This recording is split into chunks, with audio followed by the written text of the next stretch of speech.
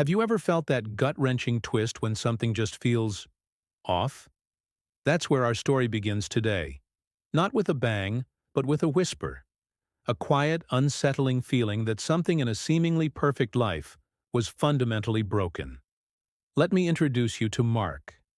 If you looked up dependable in the dictionary, you'd probably find his picture. A loving husband, a dedicated professional, the kind of guy who remembers anniversaries and fixes leaky faucets without being asked. His life with his wife, Sarah, was, by all accounts, a picture of domestic bliss. They had a beautiful home, shared hobbies, and a history that stretched back over a decade. From the outside, they were the couple everyone wanted to be. But perfection is often just a carefully constructed illusion. The first crack appeared subtly. It wasn't a shouting match or a dramatic confrontation. It was a change in routine. Sarah, who always used to be home by 6, started having late nights at the office. Then came the work dinners on weekends, followed by a newfound obsession with her phone, which was suddenly guarded like a state secret. Mark wasn't the jealous type. He trusted Sarah, but the small inconsistencies began to pile up, creating a weight in his chest that he couldn't ignore. A late-night text that made her jump. A vague answer about who she was with. The scent of a cologne that wasn't his. Each one was a tiny paper cut to his trust, and soon he was bleeding doubt. He decided he couldn't live in this fog of uncertainty any longer. One evening, driven by a desperate need for the truth, he did something he never thought he would. He checked their shared phone records. His heart hammered against his ribs as he scanned the list. And there it was. A single number called and texted dozens of times a day, at all hours. A number he didn't recognize. With a heavy heart, he did a quick search. The number belonged to a man named Alex, a colleague from Sarah's new project. A quick look at Alex's social media profile painted a painful picture. Photos of work events where Sarah had claimed to be with other people. Tagged posts from nights she was supposedly working late. The puzzle pieces clicked into place, forming a picture of betrayal that stole the air from his lungs. In that moment, a storm of emotions raged inside Mark. Anger, hurt, confusion. He could have screamed, thrown things, confronted her right then and there. But as the initial shock subsided, something else took over. An eerie, chilling calm. He realized that a loud, messy confrontation was exactly what she might expect.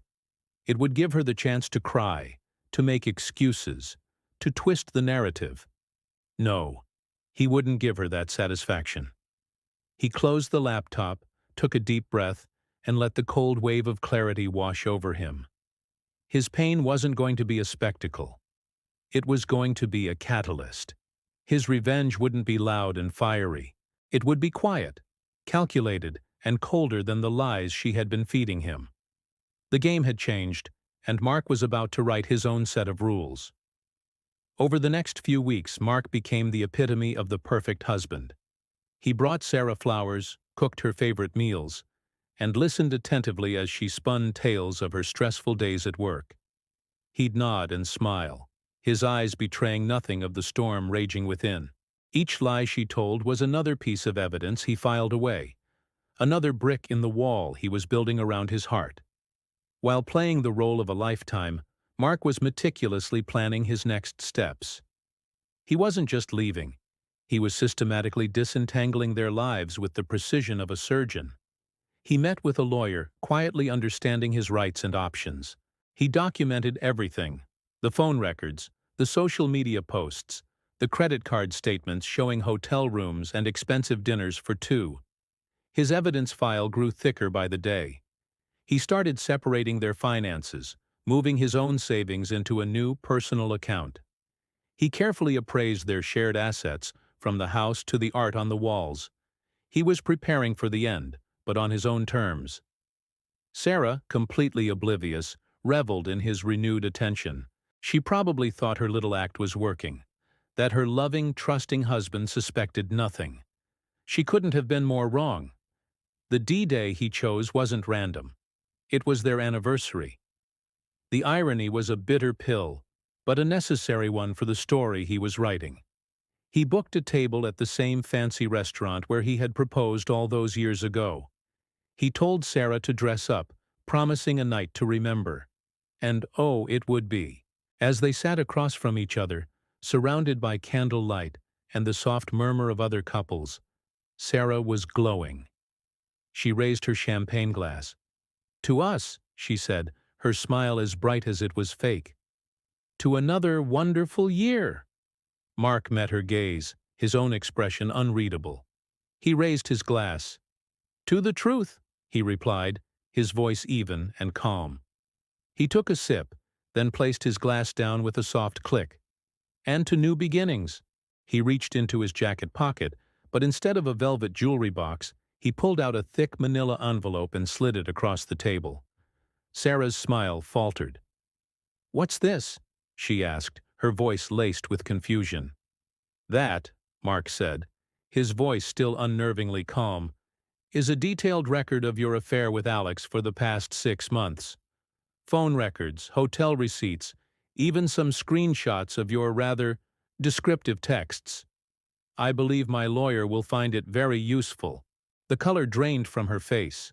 She fumbled to open the envelope, her hands shaking as she saw the undeniable proof of her betrayal laid out in black and white.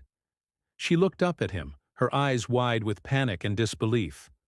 "Mark, I can explain." "No, you can't," he interrupted, his voice cutting through the air like ice.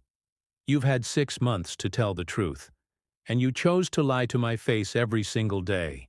While I was making you dinner, you were texting him. While I was trusting you, you were deceiving me." He then pulled out a second envelope. "These are divorce papers. I've already signed them. Our joint accounts have been frozen, and my lawyer has filed a petition based on the evidence you're holding. I've also packed a few bags for you. They're by the front door. The locks will be changed tomorrow morning." Tears started streaming down her face.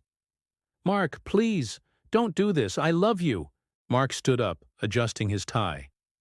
He looked down at the woman he once loved, now a stranger weeping over the wreckage she had created. He felt a pang, not of love, but of pity. "Love? You don't know the meaning of the word. You didn't just lie to me, Sarah. You broke something that can never be fixed. I hope it was worth it." He placed enough cash on the table to cover the bill and a generous tip. Without another word, without a backward glance, he turned and walked out of the restaurant, leaving her alone with the cold, hard truth. As he stepped out into the cool night air, he didn't feel triumphant. He just felt free. The storm inside him had finally passed, leaving a quiet, peaceful calm in its wake. His revenge wasn't about hurting her. It was about reclaiming his life and his peace of mind. And in that quiet, dignified exit, he had won. Thank you so much for joining me for this story today. It's a powerful reminder that sometimes the strongest reaction is a quiet one. If you found this story compelling, please hit that like button and subscribe for more content. We'd love to have you as part of our community. Until next time, take care.